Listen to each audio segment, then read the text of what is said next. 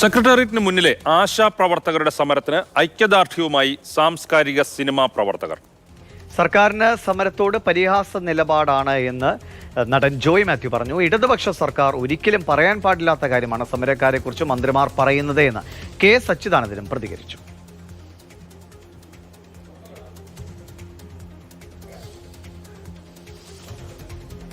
ഗോകുൽ, അവിടെ സിനിമ, സാംസ്കാരിക പ്രവർത്തകർ, സാഹിത്യകാരന്മാർ തുടങ്ങിയവരൊക്കെ ഈ സമരത്തിന് ഐക്യദാർഢ്യവുമായി വന്നു എന്നാണ് അറിയുന്നത്.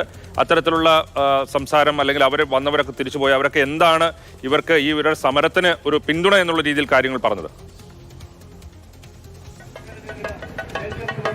രാജീവ്, ഇപ്പോൾ നിലവിലുള്ളത് ലത്തീൻ അതിരൂപത തിരുവനന്തപുരം മോൺ ബിഷപ്പ് യൂജിൻ പെരേരയാണ് ഇപ്പോൾ വേദിയിലുള്ളത്. അതേപോലെ തന്നെ ജോയ് മാത്യു അടക്കമുള്ളവരുണ്ട്. നമ്മളിപ്പോൾ ഈ ദൃശ്യങ്ങളിൽ കാണുന്നത് ഈ ആശാ വർക്കേഴ്സ് സമരം ഒത്തുതീർപ്പാക്കുക എന്ന ആവശ്യം ഉന്നയിച്ചുകൊണ്ട് ദീൻദയാൽ സാംസ്കാരിക സമിതി ഇപ്പോൾ ശയന പ്രദക്ഷിണം തിരുവനന്തപുരം സെക്രട്ടേറിയറ്റിന് മുൻപിൽ ഈ സമരവേദിയിൽ ശയന പ്രദക്ഷിണവുമായി മുൻപോട്ട് പോവുകയാണ്.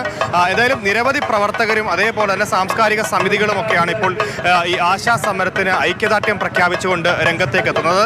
അതിൽ രാഷ്ട്രീയ കക്ഷിഭേദമില്ലാതെ നിരവധി ആളുകൾ മുൻപ് നമ്മൾ തന്നെ റിപ്പോർട്ട് ചെയ്തിരുന്നു. പലരും എത്തുന്നുണ്ട്. ഏതായാലും ഇപ്പോൾ സിനിമാ മേഖലയിൽ നിന്നും അതുപോലെ തന്നെ സാംസ്കാരിക മേഖലയിൽ നിന്നും എത്തുന്നുണ്ടെന്നാണ്. ഇന്നത്തെ ഈ ജനസഭ ഉദ്ഘാടനം ചെയ്തത് കവി സച്ചിദാനന്ദനാണ്. സച്ചിദാനന്ദൻ പറഞ്ഞത് കേന്ദ്ര കേരള സർക്കാരുകൾ അങ്ങോട്ടും ഇങ്ങോട്ടും തമ്മിൽ തല്ലാതെ അല്ലെങ്കിൽ തമ്മിൽ പഴിചാരാതെ ഇവർക്ക് വേണ്ടുന്ന ആശാപ്രവർത്തകരുടെ കാര്യങ്ങളിൽ വ്യക്തമായ ഒരു നിലപാടെടുക്കാൻ കേരള സർക്കാരിന് സാധിക്കണം. അത് ഓണറേറിയം തുക ആരുയർത്തുന്നു, ഇൻസെന്റീവ് ആര് ഉയർത്തുന്നു എന്നുള്ളതല്ല, മറിച്ച് ഈ ചർച്ച കേൾക്കാൻ വേണ്ടി തയ്യാറാകണം. അങ്ങനെ തയ്യാറായില്ലെങ്കിൽ പിന്നെ ജനകീയ സർക്കാർ എന്ന് പറയുന്നതിൽ അർത്ഥമില്ല എന്നുള്ളതാണ്. എന്തായാലും രാവിലെ ഈ സെക്രട്ടേറിയറ്റ് നട ശോകമുഖമായിരുന്നു. കാരണം കഴിഞ്ഞ ദിവസം ഈ ആശാപ്രവർത്തകരുടെ ഭാര്യ, അതായത് ഈ സെക്രട്ടേറിയറ്റ് നടയിൽ സമരത്തിലുണ്ടായിരുന്ന ആശാപ്രവർത്തകരുടെ ഭർത്താവ് മരണപ്പെട്ടിരുന്നു. തുടർന്ന് ഇന്ന് രാവിലെ ഇവരെല്ലാം ആ വേദിയിലേക്ക് പോയിരിക്കുകയായിരുന്നു. ഇന്നിപ്പോൾ ജനകീയ സഭയിൽ എത്തുമ്പോഴാണ് ഇത്തരത്തിൽ ജനത്തിരക്കുണ്ടാകുന്നത്. എന്തായാലും വലിയ രീതിയിൽ തന്നെ ജനത്തിരക്ക് ഇപ്പോൾ ഈ സെക്രട്ടേറിയറ്റ് നടയിലുണ്ട്. ഇതിന് സമാന്തരമായി തന്നെ അംഗനവാടി പ്രവർത്തകരുടെയും നേരത്തെ അവിടെ എത്തിയ ഈ സമരവേദിയിൽ എത്തിയ ചിലരുടെ പ്രതികരണങ്ങൾ കേൾക്കാം. ആശാ വർക്കർമാരുടെ സമരം ഒരു പുതിയ ഘട്ടത്തിൽ പ്രവേശിച്ചിരിക്കുകയാണ്. കേരളത്തിലെ അല്പമെങ്കിലും ഹൃദയശാലിത്വമുള്ള എല്ലാ മനുഷ്യരും ആശാ വർക്കർമാരുടെ സമരത്തോട് അനുഭാവമുള്ളവരാണ്. അനുഭാവം പരസ്യമായി പ്രകടിപ്പിക്കാത്ത ആളുകളെ പോലും അവരുടെ ഉള്ളിൽ അവരോട് അനുഭാവമുണ്ട് എന്ന് സംസാരിച്ചാൽ കാണാൻ കഴിയും. പല ആളുകളും പല കാരണങ്ങളാൽ സത്യങ്ങൾ പറയുന്നില്ല എന്ന് മാത്രമേ ഉള്ളൂ.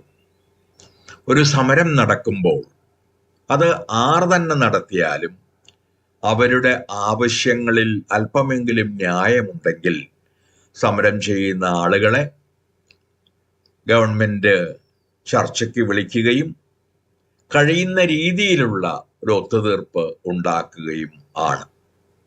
ഏത് ജനാധിപത്യ ഗവൺമെന്റും ചെയ്യേണ്ടതുപോലെ, ഒരു ഇടതുപക്ഷ ഗവൺമെന്റ് പ്രത്യേകിച്ചും ചെയ്യേണ്ടതുപോലെ ഈ തൊഴിലാളികളെ അധിക്ഷേപിക്കുകയോ അവരെ പരുഷമായ പുരുഷഭാഷയിൽ ശകാരിക്കുകയോ അവർ ഒരു ന്യൂനപക്ഷമാണ് എന്ന് ചൂണ്ടിക്കാണിച്ച് അവരെ അപഹസിക്കുകയോ അല്ലാതെ അവരെ യഥാർത്ഥമായ ഒരു ചർച്ചയ്ക്ക് ക്ഷണിക്കുകയാണ് വേണ്ടത്.